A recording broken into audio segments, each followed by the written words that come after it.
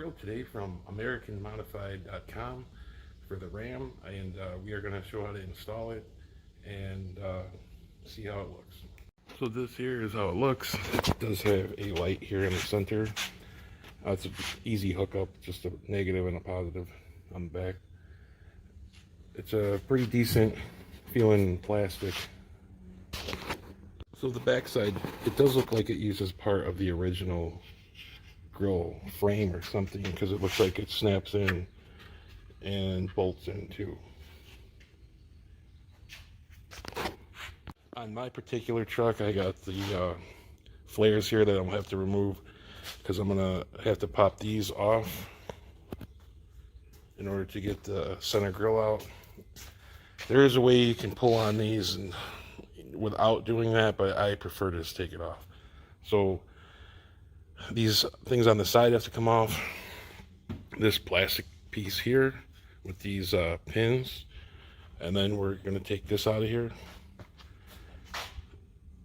and that should be it as far as getting this out.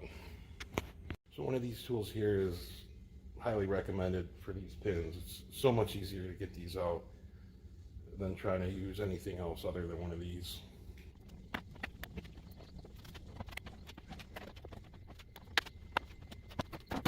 Next, there is 8mm bolts along top here, and there is one push pin on each side, which this one is larger than the rest, so just got to remember the larger ones go on this part, not the original first piece.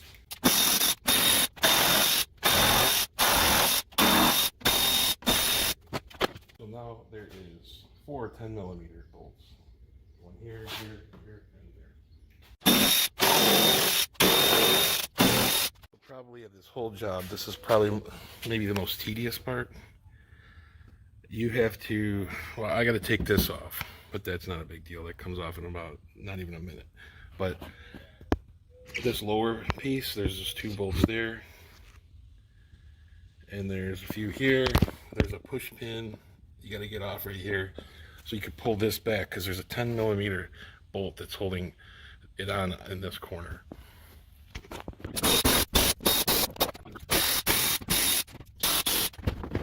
So there is a pretty tough push pin in here.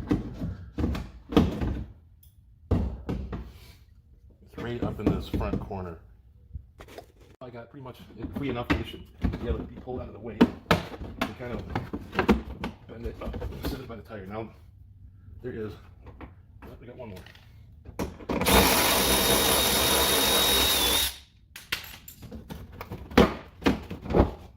There's a 10mm bolt that's going downward right here. That is like the worst part of the whole thing, because you can't use a power tool for it.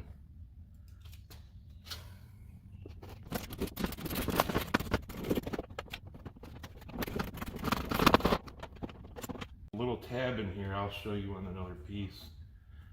It's easy. You're going to push down on that tab, and this will just kind of come right off.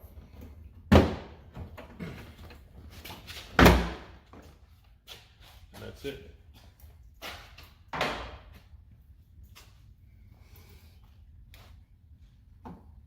The piece out of the way, it's easy to see. This is what I'm referring to. You're going to push down on this, and that will release it. Kind of hard to get all the light up on it, but you can see it when it's in there. You just push that down. That part is the worst part, just because you got to take off all that other stuff just to get to that one bolt pretty much in that tab to remove that piece. You can try to get it out of here, but you can break the clips on the plastic piece that goes up front, so you can chance it, but it's just better to, plus they usually get in the way when you're trying to pull the grill off, so it's just completely easier if they're out of the way. Up here I took them out already, but there is 2 10mm, fairly long, and an 8mm that goes on the end here. Same setup on the other side, and then the grill's just ready to lift off. Now with mine, I do have a camera mounted here, so I got to unplug it, but other than that, it's ready to come off. So as far as taking it off, these top 2 ends sit on top of like a guide pin kind of thing. And then you should just be able to lift it out of here.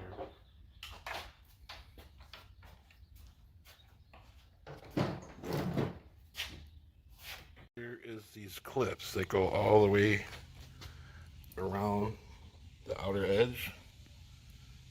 And there are some in the center too. And there also is 8mm headed bolts that go around the perimeter as well. So I believe I got them all out. So it would be time to push these clips out. So for these tabs, you're gonna wanna like push to the side. You're gonna push and push down to separate at the same time. This is easier than I'm not done yet.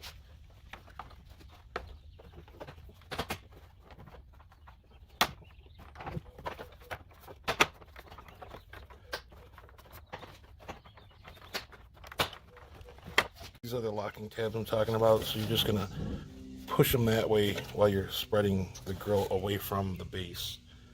And just work your way around, just popping a little bit at a time. And then you got your screws that go back in here. Obviously your orientation of up and down, these tabs down here is the bottom for the front piece, two corner pieces. And you're just gonna drop this back on and snap it in.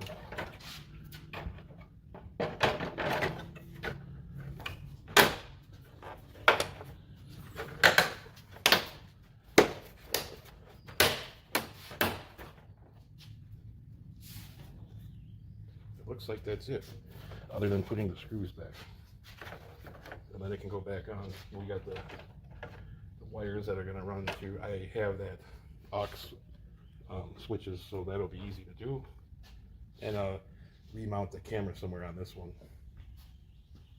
Okay, so all these clips are popped in. I got all the bolts back.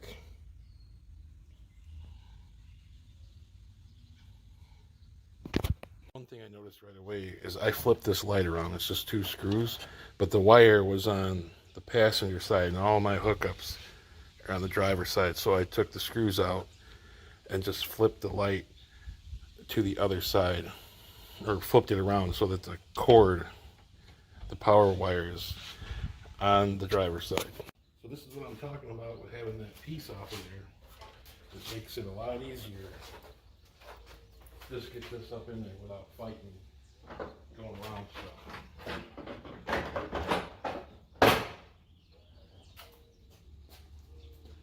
And it actually, to me, does not look bad on the black truck. I was kind of worried about it, what it was going to look like, but it's actually not bad. So what I got to do is I got to run stuff for the camera and run this wire over to my distribution thing over here, and we'll continue with the assembly. So I did get the camera mounted. I mounted it down lower this time. I think I'm gonna like it down here better. And my main thing was pulling up on things when I'm parking, like on a vehicle in front of me or something like that. And up here, I was just getting too much view. I didn't need as much as down low. So we're gonna try it down here. But all the wires are up through here. So now it's just a matter of putting everything back. Slide this piece back in. The end is kind of like our guide.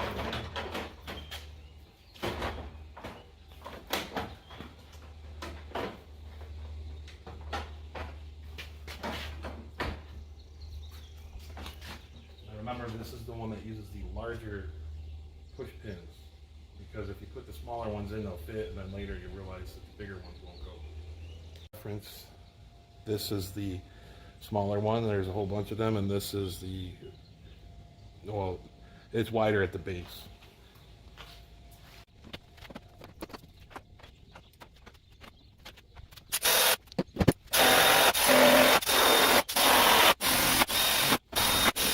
The last thing for up top is to put this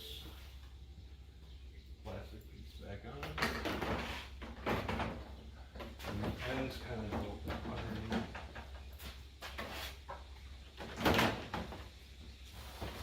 Put all the push pins in.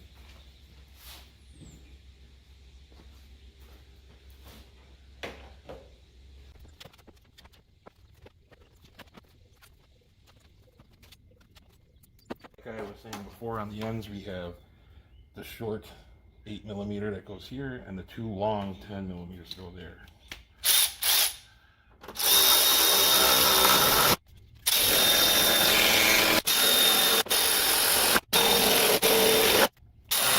What we have left is pop these back in.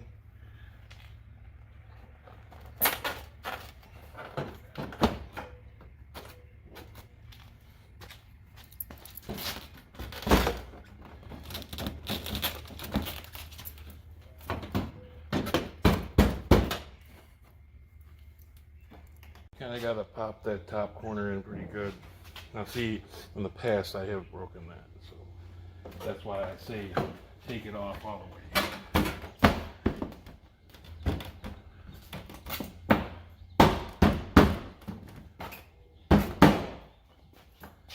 And now all we got to do is put those 10mm bolts in.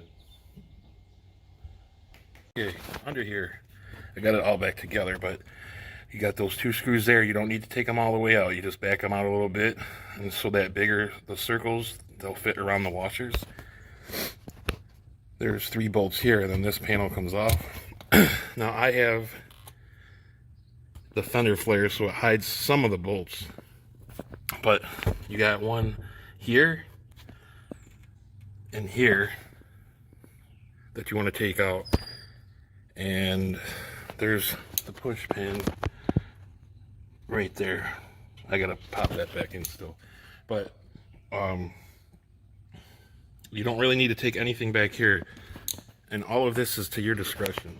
So what I mean by discretion is, like I said, if you want to pop these corner pieces off without taking that and just pry them out a little bit, you can do that, but like I said, you could possibly damage one of the clips. Now that happened to me in the past on this one, and on a TRX it was stressed, so definitely taking it off like I did here will avoid that. If you want to chance it and avoid, you know, there's probably 30 to 45 minutes of maybe work here messing with that, maybe 30 minutes. You could save some time by not doing it, but I would do it the way I did it, because you'll 100% not damage it. So here's my little distribution aux power relays where the controller is in the truck. Yeah, these wires here, I'm just gonna tie them up here. I don't know what I want to do with them. I want to shorten them or whatever, but I got it hooked to number 4, so we'll just put this lid back on.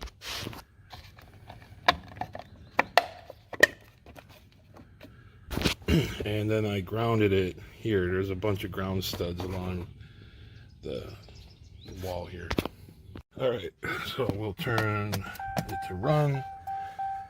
I don't have a thing here yet, but that's number 4. It's on.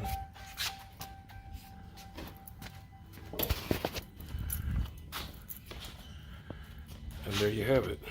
So the lights are working. So honestly, before I put this on, I wasn't sure if I was actually gonna like it. I didn't know if it was gonna go or not, but I actually do like it. I do have some other flat black on the truck, so it does kind of go with it.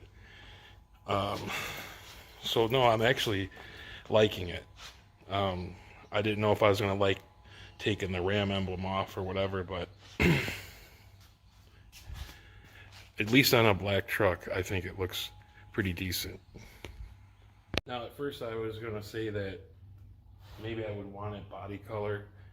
I think it would look okay body color too, but on black, I think it's fitting this truck. But I would say if you were putting it on a different color truck, you might want to color match it, maybe. It's up to you, but I think it would look pretty good if it was painted to match. But no, fit and finish is actually pretty good.